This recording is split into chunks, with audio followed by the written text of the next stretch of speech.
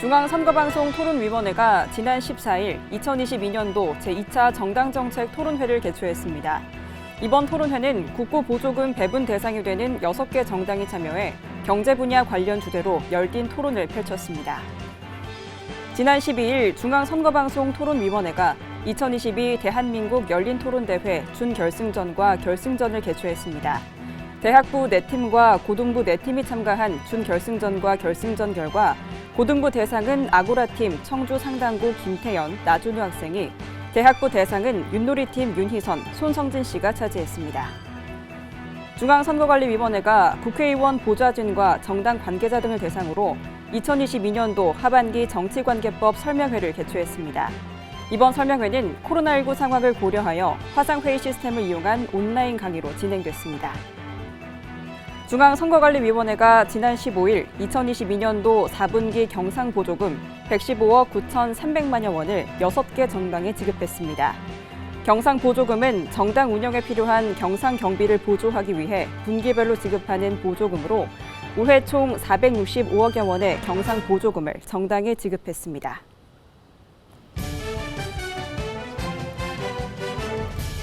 시청자 여러분 안녕하십니까? 한국선거방송 뉴스입니다. 중앙선거방송토론위원회는 정당법에 따라 정당의 정강과 정책을 알리는 정당정책토론회를 매년 개최하고 있습니다. 지난 14일 2022년도 제2차 정당정책 토론회를 개최했는데 그 현장 다녀왔습니다. 중앙선거방송토론위원회가 지난 14일 정당의 정강과 정책을 국민들이 방송을 통해 쉽게 알 수 있도록 하는 2022년도 제2차 정당정책 토론회를 개최했습니다. 정당법 제39조에 따라 개최한 이번 토론회는 국고보조금 배분 대상이 되는 6개 정당이 참여해 고금리, 고물가, 고환율 경제위기 속 2023년도 예산안 적절한가, 반복되는 산업재해, 각 정당의 재발 방지 대책은을 주제로 토론했습니다. 토론자로는 더불어민주당 김병욱 정책위 수석부의장, 국민의힘 류성걸 정책위 수석부의장, 정의당 강은미 국회의원, 기본소득당 오준호 공동대표, 시대전환 김태훈 최고위원, 민생당 김정기 공동대표가 참석했습니다. 2022년도 제2차 정당정책 토론회는 중앙선거방송토론위원회 홈페이지에서 다시 보기로 시청할 수 있습니다. 중앙선거방송토론위원회는 올바르고 성숙한 토론문화 확산을 위해 매년 대한민국 열린토론대회를 개최하고 있습니다. 지난 12일 OBS 경인TV 스튜디오에서 예선과 본선을 통과한 고등부와 대학부 팀의 준결승전과 결승전이 열렸는데 그 열띤 토론 현장에 다녀왔습니다. 지난 12일 중앙선거방송토론위원회가 OBS 경인TV 스튜디오에서 2022 대한민국 열린토론대회 고등부와 대학부의 준결승전과 결승전을 개최했습니다. 대학부 58팀, 고등부 32팀 중에 예선과 본선을 통과한 대학부 맞불, 미추홀 카우야, 윷놀이, 쉐이법 4팀과 고등부 대성, 아고라, 정전된 알파카, 코지토 4팀이 준결승전과 결승전을 치렀습니다. 준결승전과 결승전은 고등부는 교육감 선거 선거권 연령을 16세로 하향하여야 한다는 주제로, 대학부는 국회의원 연임 횟수를 3회로 제한하여야 한다를 주제로 찬성팀과 반대팀을 나누어 자유토론하는 방식으로 진행됐습니다. 첫째, 국회의원의 전문성이 약화됩니다. 교육감 선거제도 개편에 관한 설문조사를 본다면 현재 대한민국 국회의 초선 비율은요, 세계 OECD 국가 중에 제일 높은 수준에 해당합니다. 그 결과 고등부는 아고라팀 청주 상당고 김태연, 나준우 학생이 대상을, 대학부는 윷놀이팀 윤희선, 송선진 씨가 대상을 차지했습니다. 우승팀에게는 대학부 300만 원, 고등부의 100만 원의 상금과 중앙선거관리위원회 위원장상이 수여됐습니다. 중앙선거관리위원회는 해마다 국회의원 보좌진과 정당 관계자 등을 대상으로 정치관계법 설명회를 개최하고 있습니다. 지난 16일 2022년도 하반기 정치관계법 설명회를 개최했는데 코로나19 상황을 고려하여 화상회의 시스템을 이용한 온라인 강의로 진행됐다는 소식입니다. 중앙선거관리위원회는 지난 16일 2022년도 하반기 정치관계법 설명회를 열었습니다. 국회의원 보좌진과 정당 관계자 등을 대상으로 진행된 이번 설명회는 공직선거법과 정치자금법 주요 내용과 사례 위주로 최신 정치관계법규 정보를 제공해 위법 행위를 사전 예방하기 위해 마련됐습니다. 숙식이나 교통비를 지원할 경우에는 공직선거법 제114조에 위반됩니다. 후보자 선택 시 도움을 받은 경로를 살펴보면 이제 인터넷 언론사가 가장 많고요. 2022년도 하반기 정치관계법 설명회는 코로나19로 화상회의 시스템을 이용한 온라인 강의 형식으로 진행됐으며 중앙선거관리위원회 담당자가 공직선거법의 주요 내용 및 사례, 인터넷 선거보도 관련 주요 내용, 정치자금법 주요 내용 및 사례 등을 강의 형식으로 자세히 설명했습니다. 중앙선거관리위원회는 앞으로도 국회의원 보좌진과 정당 관계자를 대상으로 한 교육 등으로 정확한 선거 정보와 위반 사례를 안내할 계획이라고 전했습니다. 중앙선거관리위원회는 정치자금법에 따라 정당 운영에 필요한 경상경비를 보조하기 위해 분기별로 경상보조금을 지급하고 있습니다.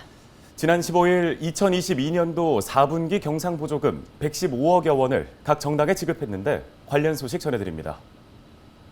중앙선거관리위원회가 지난 15일 2022년도 4분기 경상보조금 115억 9,300만여 원을 6개 정당에 지급했습니다. 이로써 올해 총 465억여 원의 경상보조금이 정당에 지급됐습니다. 각 정당에 지급된 경상보조금을 구체적으로 살펴보면 더불어민주당 55억 7,200만여 원, 국민의힘 50억 2,200만여 원, 정의당 7억 9,100만여 원, 기본소득당 878만여 원, 시대전환 856만여 원, 민생당 1억 9천만여 원입니다. 경상보조금은 정치자금법에 따라 정당 운영에 필요한 경상경비를 보조하기 위해 지급하는 보조금으로 최근 실시한 임기 만료에 의한 국회의원 선거의 선거권자 총수에 보조금 계상 단가를 곱해 총액을 산정한 후 분기별로 균등 분할해 2월, 5월, 8월, 11월에 15일에 각 보조금 배분 대상 정당에 지급합니다.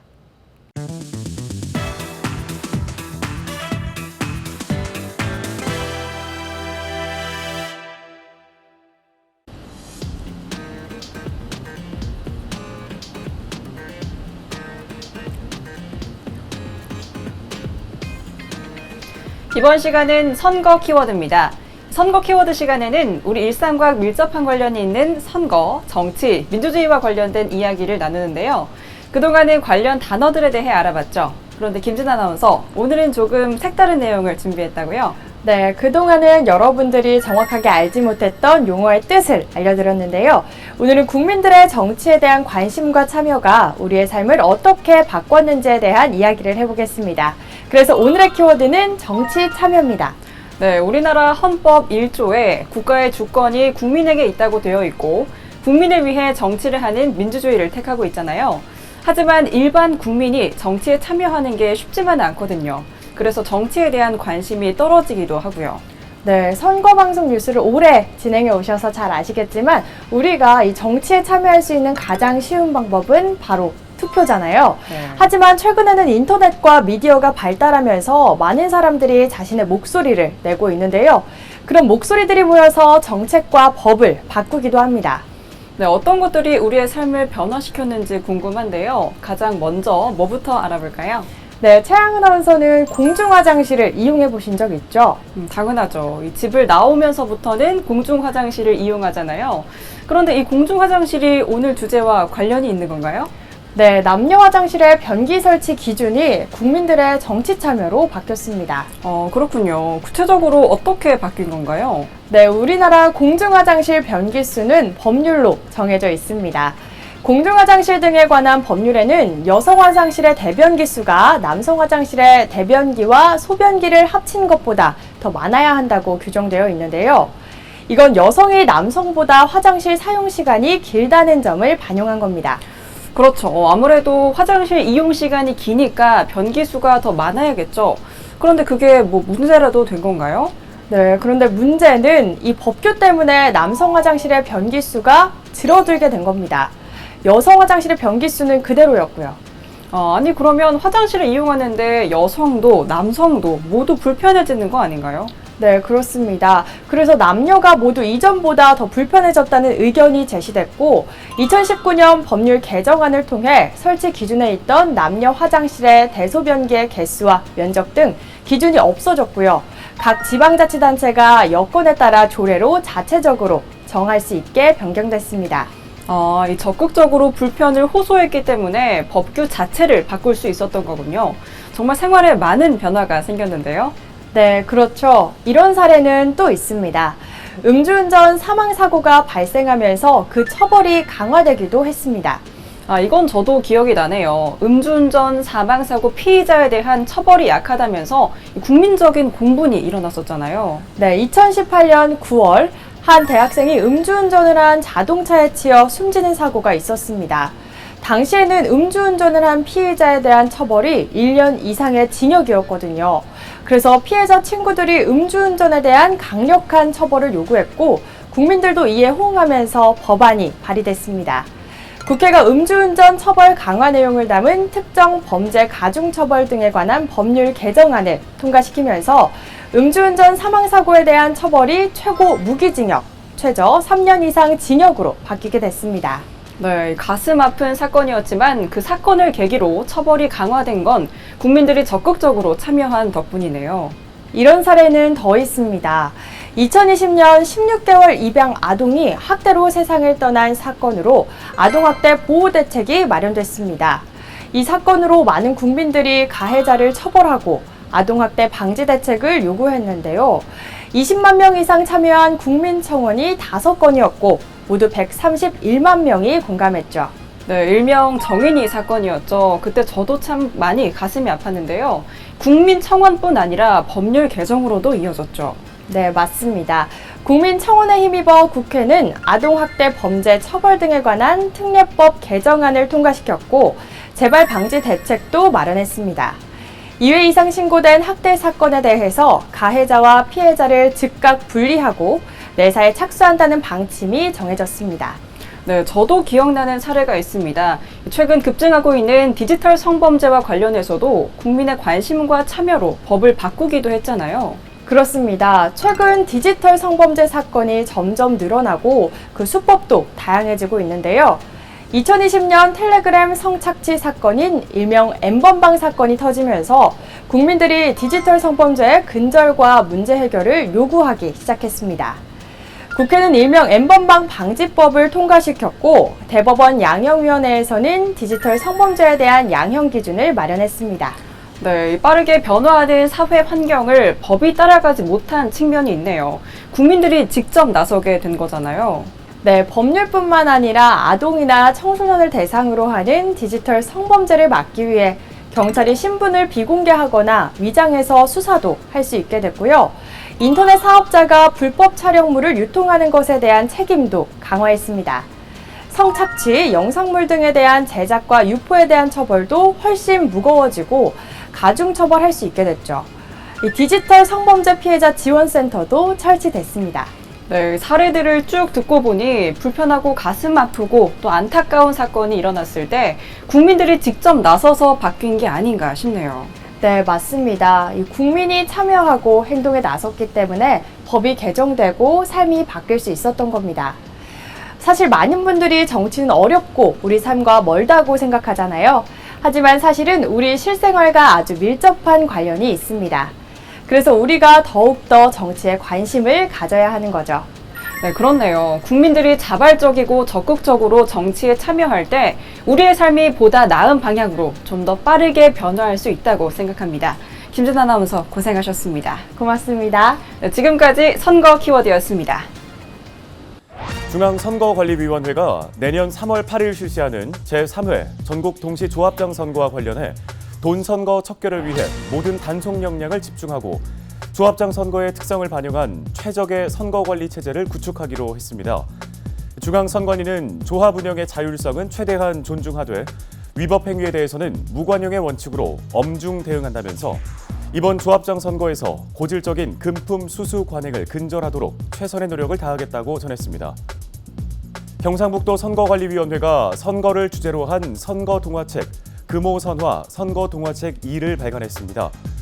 금호선화 선거동화책 2는 지난해 발간한 금호선화 선거동화책을 이은 시리즈물로서 친숙한 동화나라 친구들이 선거와 관련해 겪는 이야기를 옴니버스식으로 구성한 동화책입니다.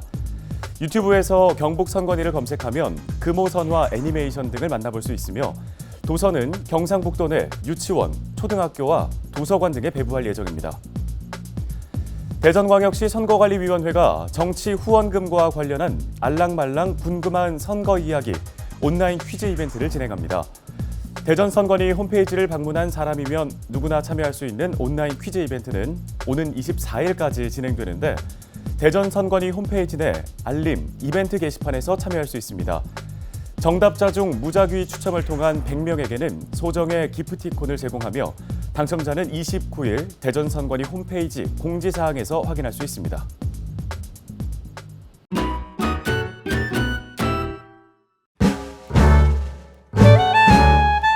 네, 안녕하세요. 지금 20년째 태권도를 하고 있고 한 10년 정도 이제 아이들에게 태권도를 가르치고 있는 태권도 사범이자 태권도 코치 김진수라고 합니다.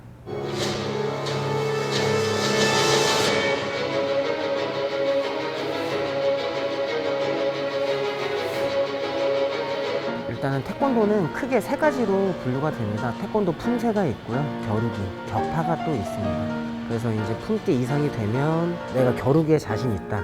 그럼 이제 겨루기단에 들어가게 되고 나는 품새가 조금 더 재밌는 것 같아요. 그럼 품새만 전문적으로 하는 또 품새단에 들어가는 거고 이제 막 저는 막 송판도 막 깨고 싶고 막 이렇게 멋있게 화려하게 무대에 서보고 싶어요 라고 하는 친구들은 이제 저처럼 시범단에 들어오게 됩니다.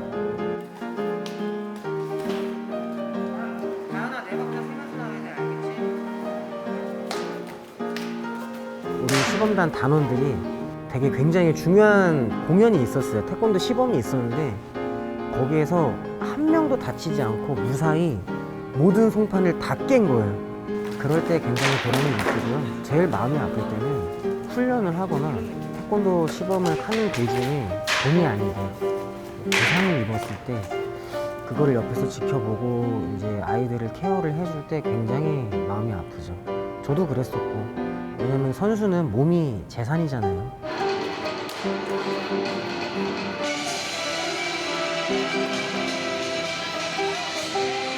앞으로 더 큰 단체에서 코치나 감독 생활도 해보고 싶고 저의 태권도 도장을 오픈을 해서 아이들에게 태권도를 지도를 하고 싶고요.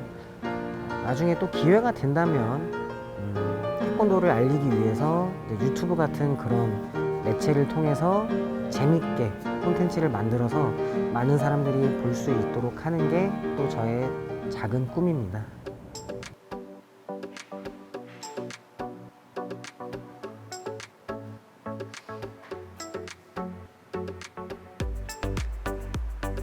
저에겐 선거란 현재와 미래를 연결하는 연결고리인 것 같아요.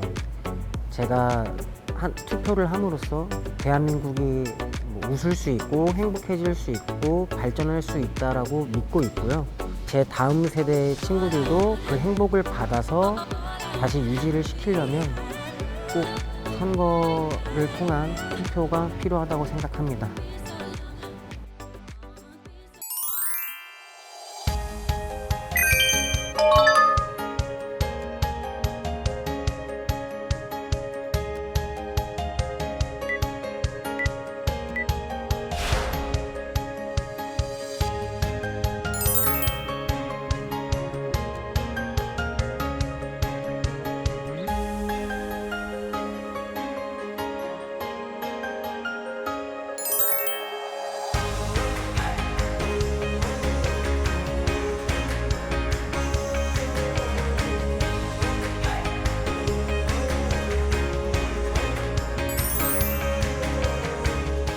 오늘 한국선거방송 뉴스는 여기까지입니다. 시청해주신 여러분 고맙습니다.